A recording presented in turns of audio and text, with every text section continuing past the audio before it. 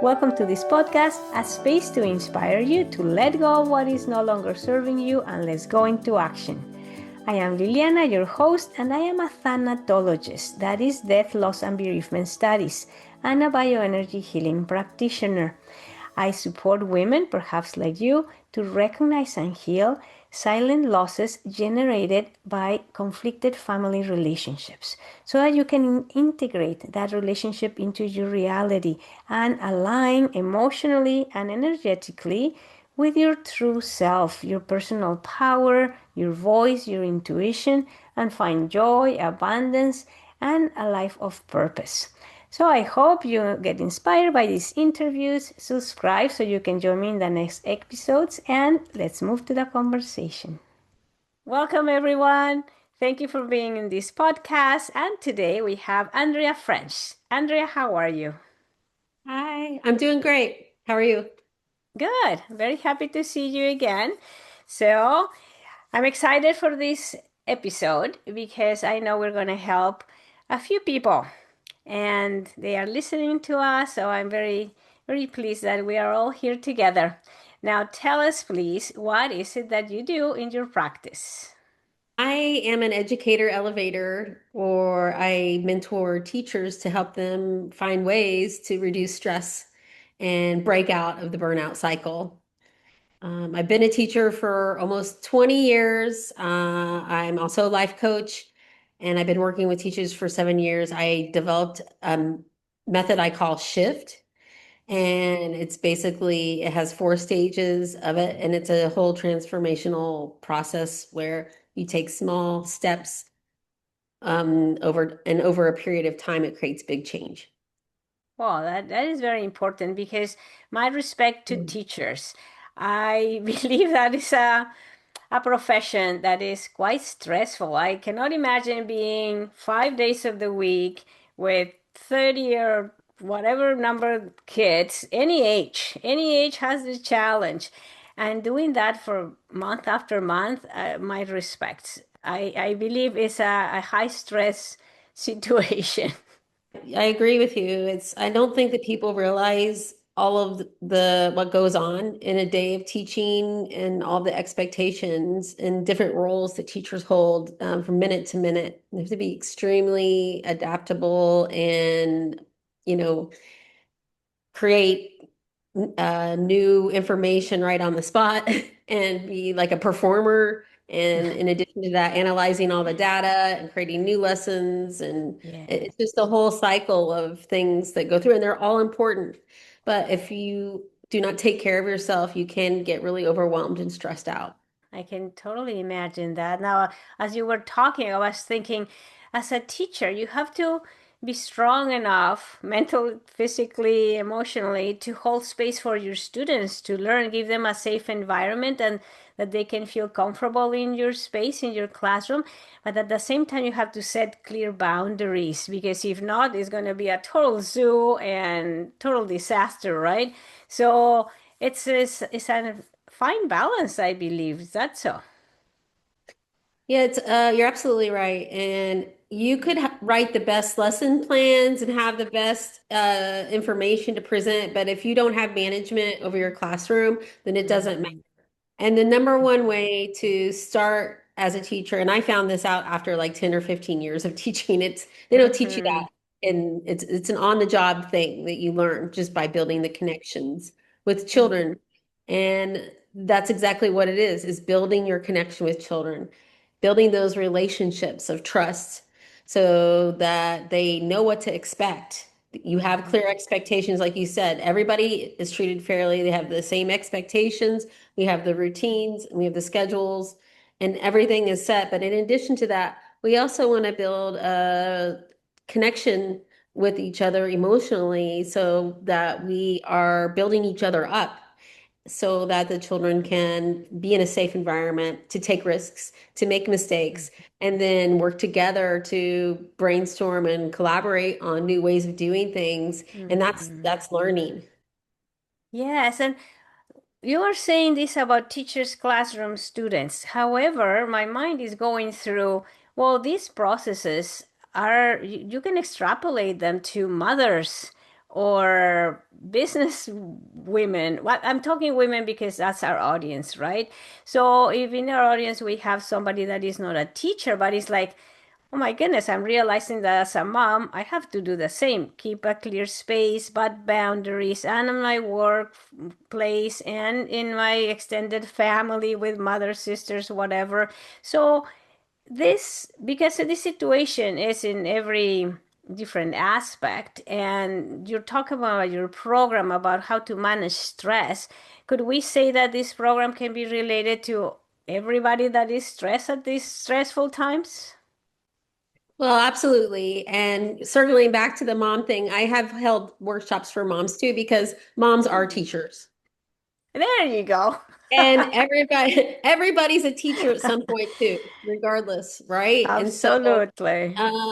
and it can be stressful giving all of your emotions and learning to regulate them and helping other people regulate their emotions too, because no one's really taught that. So that's a whole other thing. But I definitely think that this shift method would work brilliantly with anyone who is stressed out, because it goes through different phases to really calm your nervous system so that you connect with yourself and you can respond instead of react to things, and Mm-hmm. really be your authentic self, come from a place from your heart space. Yeah. Because when Okay. you're trapped in this overwhelming stress, you're in the fight or flight stage. And so it's chaotic. So you're just reacting and you're not really even if you could make a decision that would improve the situation, you wouldn't do that because you're so scared in your brain and you don't want to change anything. So you're just like, Exactly. Now that this world is going a bit crazy and all these news that we're hearing and some people are going into fear, I believe it's very important that we as mothers, well, teachers, but now let's move into women in general, right?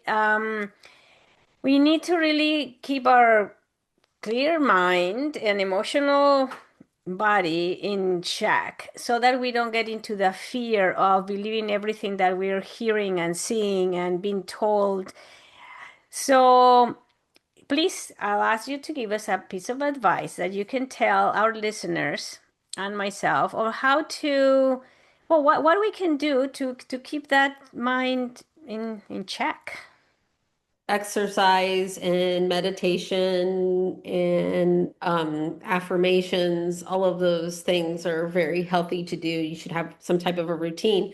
I have a morning routine where I wake up and I say what I'm grateful for, just to clear my mind and focus on that, because what you focus on expands. So you don't want to wake up in the morning and think, oh, there's this and this happening and this bad thing or whatever, and reloop that those thoughts or the mental movies in your head. You want to try to break that pattern right away so that you can be open to receive clear insights on what you need to do today or what would, improve yourself. And I'm not saying just to ignore everything, but at the same time, it doesn't really do good to keep looping over things over and over again.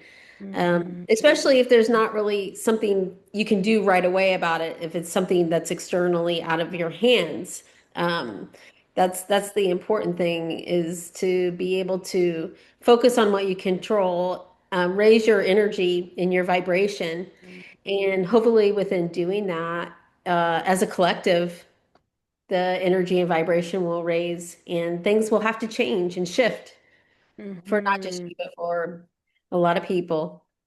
I have a specific Yes. part in my program called Freedom, where you work on releasing your fears Mm-hmm. and really finding out where they come from. And most of the time, they're not even your fears.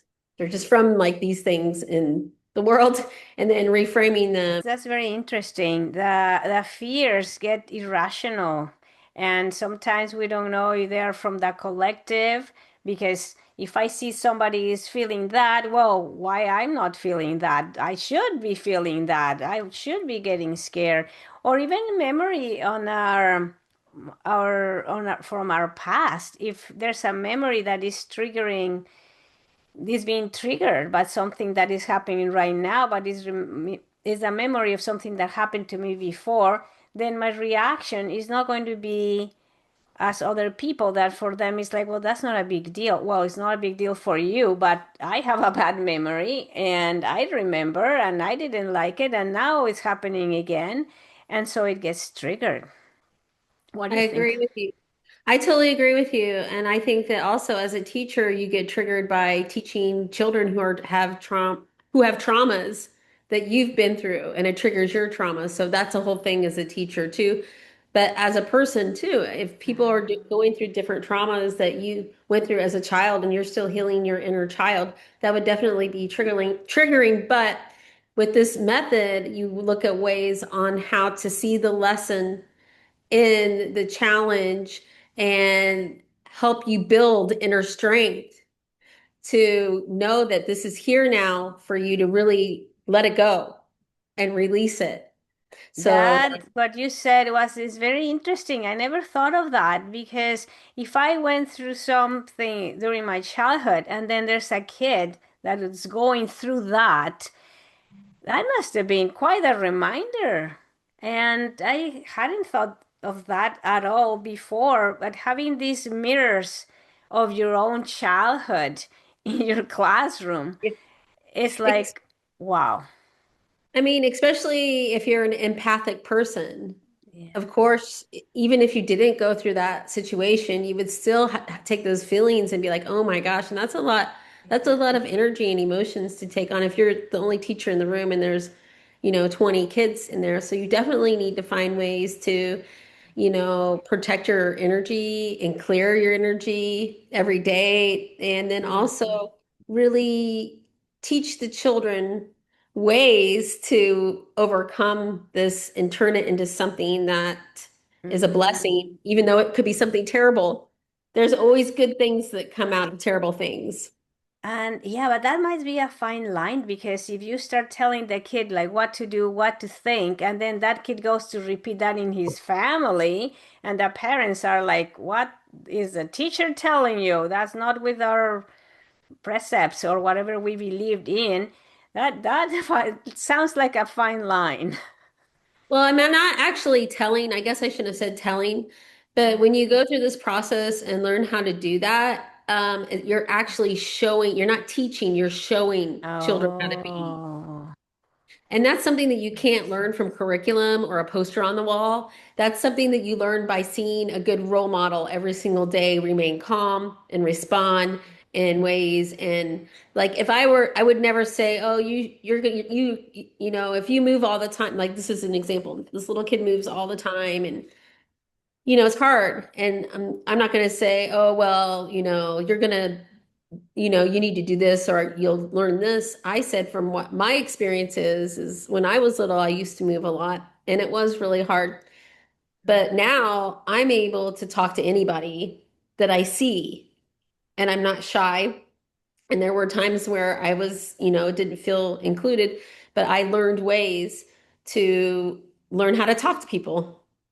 And that's all I would say and walk away. So I'm not really like telling people what to do. I'm just What to do. using my experience to connect with the Mm-hmm. child.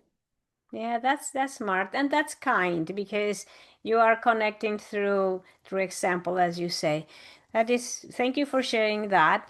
And now I'd like to ask you, as a coach, what is it? This podcast is about letting go of things so that you can become the woman that you're supposed to be. And so, as a coach, what do you have to let go of to be in this position now, helping other women, other teachers, other people? What do I personally have to let go of, or what do people have to let Yes. go of? Well, that's those are both are very interesting things, but let's start with you and then you can give us examples of your clients because I'm sure both are relevant to our audience and we can get good information out of that. So, whatever you want to start. Well, I think that anybody who's starting something new and has to let go of self-doubt and Mm-hmm. believe in what they're doing is serving a purpose, a higher purpose, and that just to trust yourself and trust the universe that you're going to be shown the right things and the right people, attract the right people, just to have faith, really. So I would definitely have to let go of my self-doubt or imposter syndrome. Like, That's a and that's common for everybody, right? And I think I've done a lot of work on, because I've been handed down and through my ancestors, um, unfortunately, but good, but I'm yeah. ready to break it for all of us. Okay. Lack and scarcity mindset. Mm, So that's just, being able to sell the value in your product and the value in yourself. And so that's another big thing I've been working on, in addition to the worthiness or the mm-hmm. self-doubt and then the lack or scarcity thing. I think those are the two main ones that, and a lot of That, clients have that too, because a lot of my yes, teachers. I find that very common too. It's like everybody has to go through that. I don't know, for one reason. And what I've been seeing or understanding is that when we're learning to do something, we have this self-doubt like, oh, how am I going to teach this if I don't have I have if I haven't learned it well myself? But it's a process. So it's not that we are not good enough on that or not enough. It is that we are learning and we have to be kind with ourselves in the process of learning. And there's always another person that knows a little less than us. Well, we can help that person, and it's not imposter. I mean, I do know a little more than other, so it's valid to start sharing with them that. But yeah, the self-worth really have to be strengthened. Well, yeah, and Mhm. I really think that everyone needs a coach or a mentor, Mhm. somebody who's already doing the things that they want to do so that they can learn from them. And Mhm. then also, they also need people to help to be appreciated and find appreciation and value in themselves Mhm. too. So it's a whole thing. Yes. Yeah, totally. It's a chain. It's a choo-choo train that some people are pulling others, and we're being pulled by others, and that's a cycle. So that's very good. And I interrupted you when you said that your clients were also struggling a bit with that self-worth. Is that right? Yeah, so, and that might have been something from, like I said earlier, from their childhood, like something maybe they don't even realize what it is, but through doing this deep work, then they also are open, peeling back layers of these fears and everything within them so that now they're getting more clear. They have clarity and they're aware of things that maybe might have happened and it'll pop in and they'll be like, oh my gosh, I remember now when I was in seventh grade, somebody made fun of me and said I couldn't, Mm-hmm. do something. And so then from that point on, Mm-hmm. I'm not, I can't do that. And so then that's just really identifying something like that and then reframing it like into something that, Mm-hmm. you know, is not true, number one.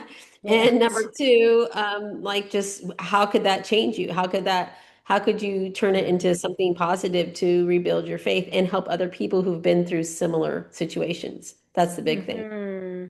Yes, that's good. And well, ultimately, it's our perception of things. So if we had that perception, we can change that perception anytime we are willing. A bit of consciousness to do that shift, and really, our reality changes. Well, very, very good points that we touch. That the self-worth is a big, big problem. And so now, before we go, is there anything else that you'd like to share with us? Some insight? I just wanted to share that, this is a continual thing that I keep doing myself. It's not that I've done this and I'm doing it now and so I'm done. No, it's a whole Mhm. lifelong process and journey of ascending. And um, it's not overwhelming. It shouldn't be all done at one time either. You should basically, Yeah. it's a process where you take small steps Hmm. every day gradually. And they don't even have to be, if it's like, I'm going to take a 10-minute walk in the morning, just something Hmm. simple like that. You can start off from there, or you can start out from something that you're already doing. That's great. and expanding that so it doesn't feel like you're starting out from scratch. So I just want to remind people it's not adding more to your plate and depleting you to help reduce stress. It's actually looking what's draining you to take that away or to expand what's working for you. Mm-hmm. Yeah, that's very true. If something's working, we'll do more of that. And if something's not working, might as well get rid of it. Definitely. Oh, well, thank you, Andrea, for being here. I am going to put your information in our description of the video so that people can find you. I do know that there's a lot of people that are stressed right now. And the mistake that some of us do is that we believe we can do it ourselves. It's like, I'm okay. I already meditate. I already do this. I don't need Mm. extra help. But sometimes is our own self saying, I'm strong, I don't have to ask for help, when in reality there's some piece of information that we don't know, and what we don't know, that can really unlock that chamber of worries and anxieties that we have and that we keep for ourselves because they're very precious, when we need that little key that is going to open the gates, and then we can really express that and get it out of our minds, out of our bodies, physical bodies, because as we know, tension and stress affects the physical body. That's why we have muscular pain and gastritis and all these things that I've had for many years, and finally I've been tackling them for good. But it has been taking a lot of time and effort and money and willingness to heal. So I really would like to tell our audience that even though they could think that they're fine, try Yeah. to find somebody that can lead them out of where the cycle, the hamster And cycle it's that they could be. they might not even be in that cycle, but what they don't realize is that their brain is kind of limiting them to what they're doing now. And it might be something good, but they could get better. It could be even better than what you even expected. Mm-hmm. You can't even think about that because you have that, you know, you're fine doing what you're doing and you're not doing anything different. And because you don't want to be Mm-hmm. uncomfortable, but when you're uncomfortable, that's where the change and the shift goes through. Yes. So it's really important to do that. And I also want to say one last thing. Oh, go for it. Everybody needs a coach or a mentor. The most successful people in the world, they have coaches, they have Yes. mentors. And it's a thing for everybody now. And I'm glad it's getting to everybody because Mm-hmm. coaches help me hold me accountable to do the things that I want to do, that I said I want to do. And Mm-hmm. they also ask those questions that I didn't know to ask Mm-hmm. to get certain answers and see the blind spots, like you were saying, that you might not see in your mindset, eye. So I think it's Yeah, very good. because nowadays you can open ChatGPT and say, I'm feeling this, and that. What do you think? And yes, it's going to give you a very interesting answer that can help you, but you cannot feed the AI what you don't know. And that's where the coach comes in. She or he can see what you don't know. And that's the Or help magic. you see yourself what you Yeah. don't know. Oh, Through asking definitely. the questions, you find out within yourself what Hmm. you didn't know. And Yeah, that's pretty yeah, powerful. that's more accurate because we cannot we hint of what's in there, but the whole person has to do the work and Yes. realizing what's going on. Well, it's been a pleasure. Thank you for accepting my invitation, and we're going to be in touch. Bye bye, Yes. Andrea. Thank you. Thank you for listening to another episode of Let Go and Let's Go. I hope we inspire you into moving 1 degree closer towards your vision, because you deserve to live an inspired life. If you resonated with anything we said, or you'd like to learn more about how I can support you into integrating and healing your emotional relationships and align to your higher call, please reach out, info@lilianachamberlain.com, or I'll leave a link in the description. And remember to subscribe so you can join me in the next episodes. Meanwhile, remember, keep shining because your light is only meant to get brighter.